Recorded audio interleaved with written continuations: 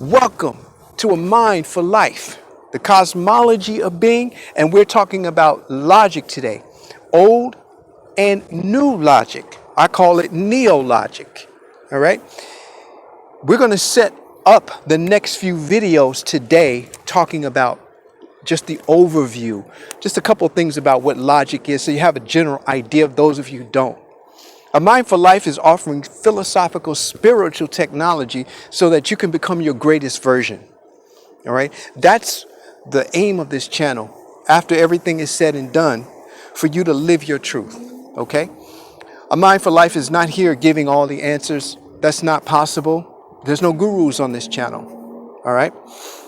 So let's just jump right into old and new logic. And it's going to be a few videos. Today is just going to be like one video that will cover just a general idea of what logic is.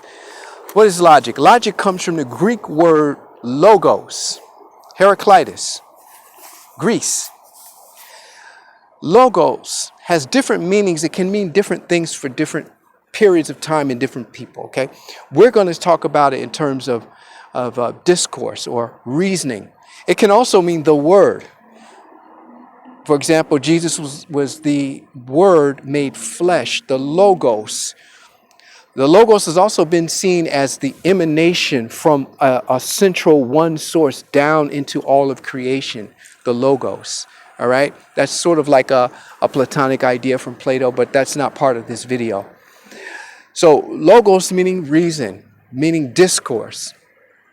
Now, logic is a form of talking. It's a form of making statements. It's a form of thinking, but it's just not any kind of thinking. It's thinking according to principle, sort of rigorous mathematical principle and steps is what logic comes from. It doesn't carry emotion with it, okay?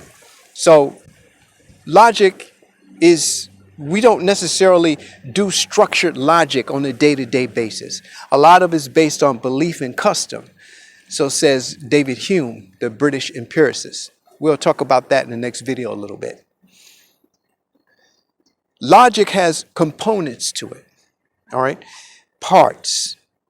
It has a statement it's trying to make, a hypothesis. It has premises. These are sentences or words or statements that set up the conclusion, that are meant to set up what we come to.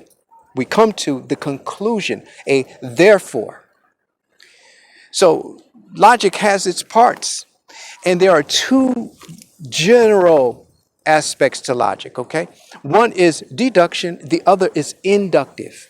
Deductive, inductive. Let's talk about deductive. Deductive logic is black and white.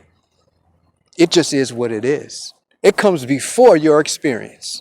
There's a fancy word called a priori.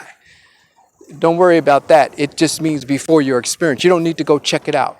You don't need to do research. You don't need to figure this out. This is black and white. 2 plus 2 is 4. It doesn't matter who looks at this, wherever they look at it. 2 apples plus 2 apples make 4 apples. It doesn't matter where you're at in the world.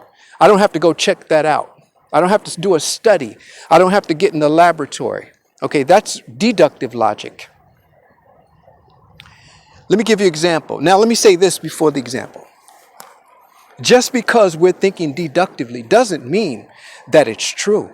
We can think in a deductive way, and it can be totally false, but it would be valid within itself because the conclusion necessarily follows from those premises. It's airtight. There's nothing that could else be said about that. Let me give you an example of a deductive argument. One that's true, one that works, one that's true, one that works. Bob has 2 cats. I just gave Bob 2 more cats. Therefore, what? You got this. Bob has 4 cats now. There's no room to speculate. If Bob had 2 cats, and that's true, and I just gave Bob 2 cats, therefore Bob has how many cats?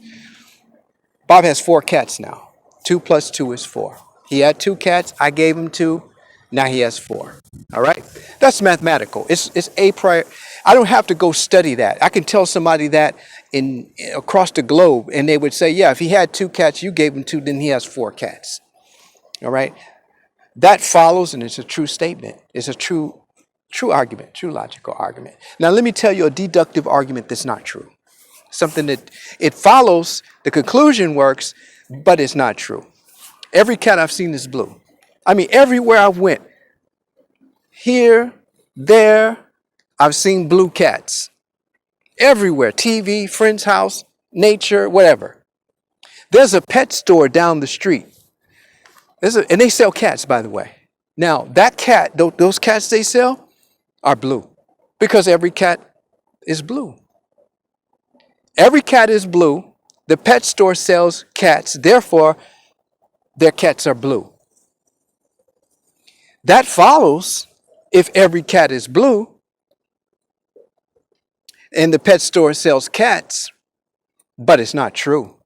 But it's deduction. It follows. It's simple deduction that if every cat is blue and they sell cats, then the cats are blue.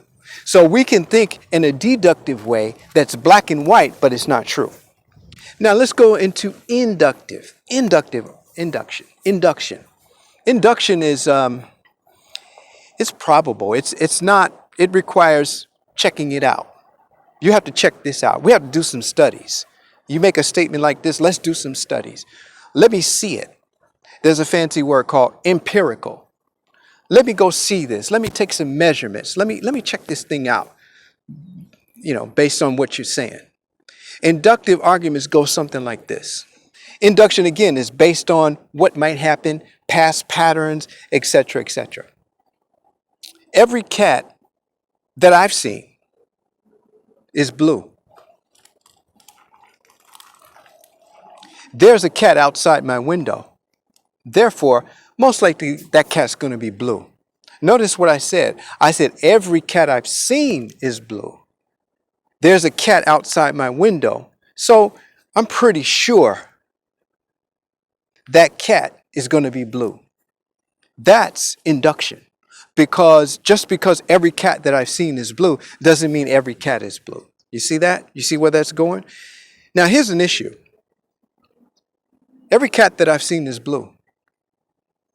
The cat outside my window is a blue cat. You see a problem with that, right? I can't make a statement like that because that just depends on every cat that I've seen, not every cat that has been seen. So I'm just giving you a broad overview of logic and these 2 general types of logic. But in this induction, there's a problem here. There's a problem with this inductive argument. All right, and we're going to get into that in the next video. We're going to go a little bit more in depth with it, and then I'm going to start to bring out the new ideas, the creative ideas that are part of the cosmology of being. Right in this video, it was just an overview. Logic, the logos, where it comes from, Greek, the word, discourse, reason. What is logic? Logic is structured discourse. It's structured statements according to mathematical precision, devoid of emotion. There's no emotion in logic, okay? 2 types of logic, inductive and deductive. And just because we're talking black and white or deductive logic does not mean that it's necessarily true. We can have a flawed statement and a statement that's not true, and the conclusion could follow, but what we're saying is not true. Then we can have inductive arguments or statements, logic, where it's probably true based on past patterns, etc., etc. Most likely it's true, but we got to check it out. We got to go see it. We got to investigate a little bit, see what's going on with this. That's inductive logic, and there's some issues with that. If I'm taking induction and confusing it with deduction, there's a problem. Now I'm going to get into this in the next video because this sets the scene. It sets the soil for neologic to emerge. All right. Okay. So thanks for coming, and I'll see you in the next video. It'll be a little bit more in depth, maybe a little bit longer. Okay. All right. A Mind for Life. Peace out.